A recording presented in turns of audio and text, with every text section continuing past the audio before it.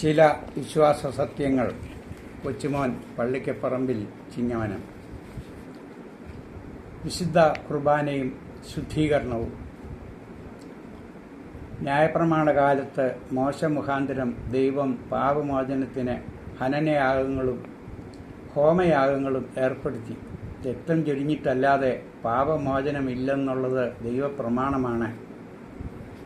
അതിനായി പുരോഹിതരെ ദൈവം ലേവി ഗോത്രത്തിൽ നിന്നും യാഗം അർപ്പിക്കപ്പെടാനായി നിയമിച്ചിരുന്നു. അന്നത്തെ ഹോമ വസ്തുക്കൾ കുറുപ്രാവുകളും കോലാടുകളും പശുക്കളാക്കളും കാളകളും ആയിരുന്നു. യഹോവയുടെ സന്നിധിയിൽ യാഗവസ്തുക്കളായവയുടെ തലയിൽ പുരോഹിതൻ കൈവയ്ക്കണം. ലേവ്യ 4:15. ഇന്ന് കാളകളുടെ രക്തത്താലല്ല, സ്വർഗത്തിൽ നിന്ന് ഇറങ്ങി വന്ന ജീവനുള്ള ദൈവത്തിൻ്റെ കുഞ്ഞാടായ യേശുവിൻ്റെ രക്തത്താൽ ഒരിക്കലായി അർപ്പിക്കപ്പെട്ട തൻ്റെ ശരീര രക്തങ്ങൾ അനേകർക്കു വേണ്ടി പാപമോചനത്തിനായി ചൊരിയപ്പെട്ടിരിക്കുകയാണ്. അതിനാലാണ് ദൈവത്തിനും മനുഷ്യർക്ക് ഇടയിൽ യേശു എന്ന ഏക മധ്യസ്ഥൻ ഉണ്ടെന്ന് 1 തീമോത്തിയോസ് 2:5 വെളിപ്പെടുത്തിയിരിക്കുന്നത്. ഇത് ചില നൂതന സഭകളുടെ ഉപദേശിമാർ തെറ്റായി മധ്യസ്ഥ പ്രാർത്ഥന വിഗ്രഹാരാധനയ്ക്ക് സമമാണെന്ന് വ്യാഖ്യാനിക്കുന്നു. ദൈവത്തെ മാത്രമേ ആരാധിക്കാവൂ എന്നാണ് അവരുടെ പഠിപ്പിക്കൽ. എന്നാൽ പുതിയ നിയമ സഭകൾ പിതാവും പുത്രനും പരിശുദ്ധാത്മാവിനും അല്ലാതെ ആർക്കും ദൈവമെന്ന പദവിയിൽ ആരാധിക്കപ്പെടുന്നില്ല എന്ന സത്യം ഗ്രഹിക്കാത്ത ആളുകളാണ് ഇപ്രകാരം വിമർശിക്കുന്നത്. എന്നാൽ നീതിമാന്മാരുടെ പ്രാർത്ഥന ദൈവം ചെവിക്കൊള്ളുന്നു എന്ന് 1 പത്രോസ് 3:12 കാണാം. ക്രിസ്തുവിനായി ജീവിച്ച് രക്തസാക്ഷികളും കഷ്ടതകളും സഹിച്ച് മരിച്ച നീതിമാന്മാരുടെ ബലഹീനരും പാപികളുമായ നമുക്ക് വേണ്ടി മധ്യസ്ഥ പ്രാർത്ഥനയ്ക്ക് അപേക്ഷിക്കുന്നതിൽ എന്താണ് തെറ്റ്? ഇപ്രകാരമുള്ള വിശുദ്ധന്മാർ നമുക്ക് വേണ്ടി അവർ ദൈവത്തോടല്ലേ യാചിക്കുന്നത്? ഇതെങ്ങനെയാണ് വിഗ്രഹാരാധന ആകുന്നത്? മധ്യസ്ഥന്മാരോടുള്ള പ്രാർത്ഥന വചന അടിസ്ഥാനത്തിലാണെന്നുള്ളതിനുള്ള തെളിവുകളെക്കുറിച്ച് നമുക്ക് ഒന്ന് പരിശോധിക്കാം. 1. യോബിൻ്റെ സ്നേഹിതന്മാരുടെ പാപം ക്ഷമിക്കുന്നതിന് യോബിൻ്റെ മധ്യസ്ഥ പ്രാർത്ഥനയ്ക്ക് ഫലം കാണുന്നു. ഇയ്യോബ് 42:8. 2. ഇസ്രായേൽ ജനത്തിൻ്റെ പാപത്തിന് മോശയും ശമൂവേലും അവർ തങ്ങളുടെ മരണശേഷവും പ്രാർത്ഥിക്കുന്നു. യിരെമ്യാവ് 15:1. 3. യൊരോബെയാമിൻ്റെ വരണ്ടുപോയ കൈ ദൈവപുരുഷൻ പ്രാർത്ഥിച്ച് സുഖപ്പെടുത്തുന്നു. 1 രാജാക്കന്മാർ 13:6.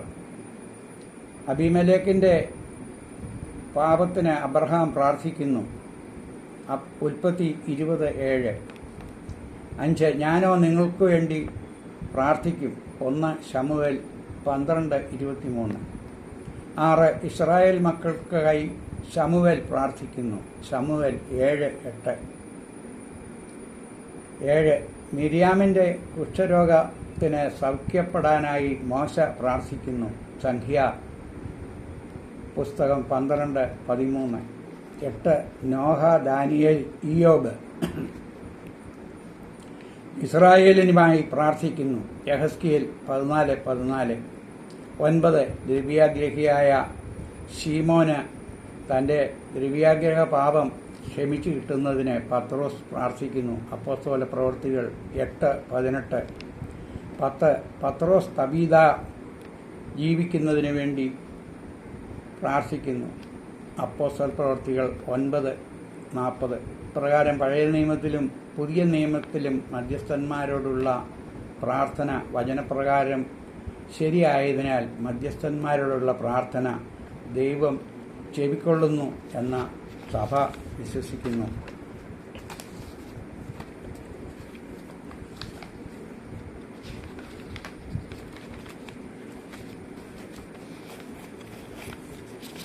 എന്നാൽ പഴയ നിയമകാലത്ത് ഹോമവസ്തുക്കൾ ആയിരുന്ന കുറുപ്രാവും കോലാടുകളും പശുക്കിടാക്കളും ഇനി ആവശ്യമില്ല. ഇതാണ് പുതിയ നിയമത്തിൻ്റെ വിശ്വാസം. പുതിയ നിയമപ്രകാരം തൻ്റെ ശരീരം ഭക്ഷിക്കുകയും തൻ്റെ രക്തം പാനം ചെയ്യുകയും ചെയ്യുന്നവർ തന്നിലും താൻ അവനിലും വസിക്കുന്നു, നിത്യ ജീവൻ അവകാശിയായി തീരുകയും ചെയ്യുന്നു എന്നതാണ് സഭയുടെ വിശ്വാസം. ഇതിൻ്റെ മുൻകുറിയായി പഴയ നിയമത്തിൽ ഉൽപ്പത്തി 14:18 മൽക്കീസദേക്കിൻ്റെ അപ്പവീഞ്ഞുകൾ കൊണ്ടുള്ള ബലി നിഴലായി നമുക്ക് കാണാൻ സാധിക്കുന്നു.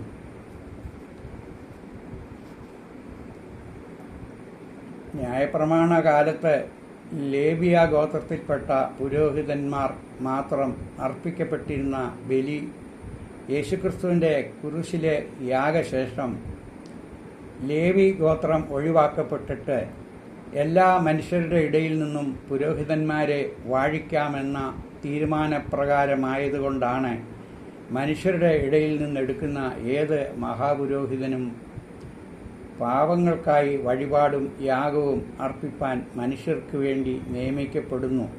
എബ്രായർ 5:1. ബലഹീനത അവർക്കും ഉള്ളതുകൊണ്ട് അവർക്ക് വേണ്ടിയും പാപയാഗം അർപ്പിക്കേണ്ടതാണെന്നും വ്യക്തമാക്കുന്നു.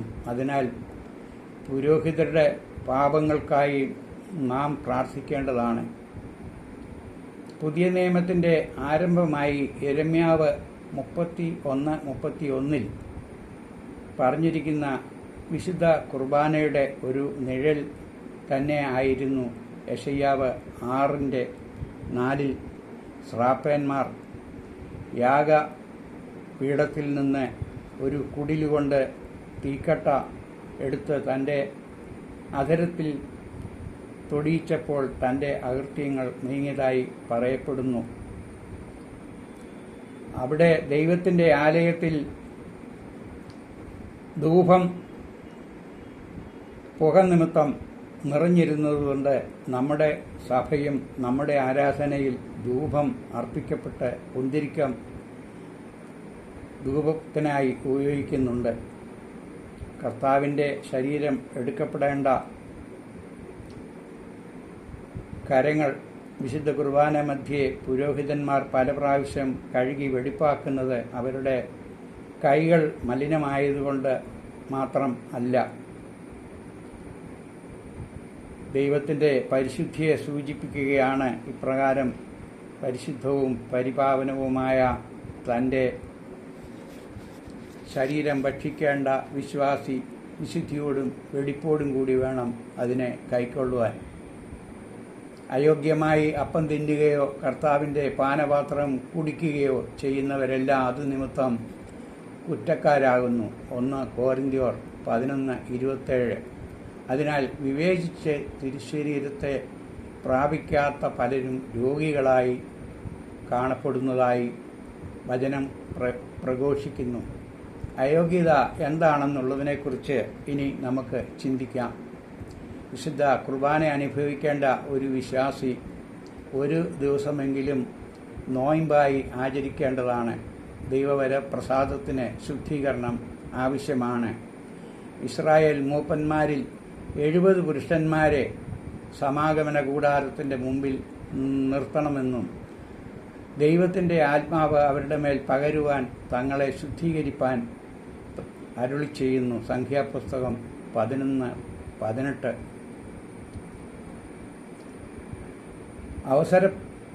ദൈവവരപ്രസാദത്തിന് നോയമ്പ് വളരെ ആവശ്യമാണ്. ആ കാലത്ത് 3 ആഴ്ചവട്ടം താൻ സ്വാദുഭോജനം ഭക്ഷിക്കുകയോ മാംസവും മദ്യവും വീഞ്ഞും ആസ്വദിക്കുകയോ ചെയ്തിട്ടില്ല എന്ന് ദാനിയേൽ 10:2. അതിനാൽ ലഹരി പദാർത്ഥങ്ങൾ വെടിഞ്ഞ് മനസ്സും ശരീരവും നാം ശുദ്ധീകരണം പ്രാപിച്ച ശേഷം വേണം വിശുദ്ധ കുർബാന അനുഭവിക്കുവാൻ. ദാവീദും കൂട്ടരും നോബ് ദേശത്ത് എത്തിയപ്പോൾ ഭക്ഷിപ്പാനൊന്നുമില്ലാതെ വിഷമിച്ചപ്പോൾ പുരോഹിതനായ അബീമേലെക്കിന്റെ അടുക്കൽ ചെന്ന് ഭക്ഷിപ്പാൻ ചോദിച്ചപ്പോൾ പുരോഹിതന്മാർ മാത്രം ഭക്ഷിക്കേണ്ട കാഴ്ചയപ്പം അല്ലാതെ മറ്റൊന്നും ഇല്ലെന്ന് പറഞ്ഞു. നിങ്ങൾ 3 ദിവസമെങ്കിലും സ്ത്രീകളിൽ നിന്ന് ഒഴിഞ്ഞ് വിശുദ്ധരാണെങ്കിൽ തരാമെന്ന് പറയുന്നതിൽ നിന്നും കാഴ്ചയപ്പത്തേക്കാൾ എത്രയോ ശ്രേഷ്ഠതയേറിയ ക്രിസ്തുവിൻ്റെ ശരീരം ഭക്ഷിക്കുന്നതിന് ദാമ്പത്യ ജീവിതത്തിലെ ശാരീരിക ബന്ധങ്ങളിൽ നിന്നും 1 ദിവസമെങ്കിലും ഒഴിഞ്ഞിരിക്കേണ്ടതാണ്. വിശുദ്ധ കുർബാന അനുഭവിക്കേണ്ട ദിവസത്തിൻ്റെ തലേ സന്ധ്യ മുതൽ നാം സാധുഭോജനം വെടിഞ്ഞ് മദ്യവും മാംസവും മത്സ്യവും മുട്ട ഇവയെല്ലാം വർജിച്ച് ധ്യാനനിരതരായി പ്രാർത്ഥന പാപബോധം വരുത്തിയ ശേഷം മാത്രമാണ് വിശുദ്ധ കുർബാനയ്ക്ക് ഒരുങ്ങിപ്പോകേണ്ടത്. എന്നാൽ സ്ത്രീകൾ ആർത്തവ സമയത്ത് ഇതിന് അശുദ്ധരാണ്. ഒരു സ്ത്രീ ആൺകുഞ്ഞിനെ പ്രസവിച്ചാൽ 7 ദിവസവും പെൺകുഞ്ഞിനെ പ്രസവിച്ചാൽ 14 ദിവസവും യാതൊരു വിശുദ്ധ വസ്തുവും തൊടരുത്. വിശുദ്ധ മന്ദിരത്തിലേക്ക് വരികയുമരുത്. ലേവ്യ 12. എന്നാൽ പുതിയ നിയമകാലത്ത് ഈ പ്രമാണങ്ങൾ പാലിക്കേണ്ടതില്ലെന്ന് ചില അഭിപ്രായം ചിലർ പറയാറുണ്ട്. അവർ മനുഷ്യൻ ജീവനോടിരിക്കും കാലത്തൊക്കെയും ന്യായപ്രമാണത്തിന് അവൻ്റെ മേൽ അധികാരം ഉണ്ടെന്ന് റോമർ 7:1 മനസ്സിലാക്കിയിട്ടില്ല. യേശു ന്യായപ്രമാണത്തെയും പ്രവാചകന്മാരെയും ലഘൂകരിച്ച് നിവർത്തിപ്പാനാണ് വന്നത് എന്ന വസ്തുത കണക്കിലെടുക്കാതെയാണ് ഇപ്രകാരം അഭിപ്രായപ്പെടുന്നത്. എന്നാൽ പുതിയ നിയമകാലത്ത് ആയിരുന്നല്ലോ മറിയം യേശുക്കുഞ്ഞിനെയും കൊണ്ട് അവളുടെ ശുദ്ധീകരണം കഴിഞ്ഞപ്പോൾ മാത്രമാണ്